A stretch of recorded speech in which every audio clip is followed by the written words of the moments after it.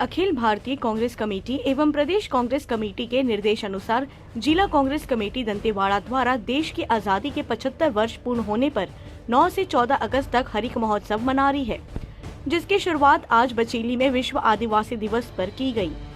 बता दें कि पदयात्रा में पूर्व आदिवासी समुदाय के वीर शहीद महापुरुषों बिरसा मुंडा शहीद गुंडाधुर रानी दुर्गावती के तैल चित्रों पर आदिवासी परंपरा अनुसार द्वीप प्रज्वलित कर माल्यार्पण कर तिरंगा यात्रा का शुभारंभ किया गया। इसके पश्चात पुराना मार्केट से हनुमान चौक तक तिरंगा पदयात्रा निकाली गई।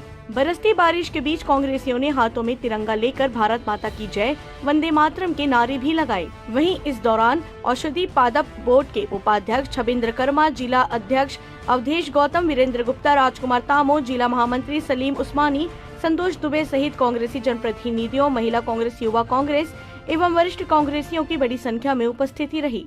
बचेली से फकरे आलम की रिपोर्ट।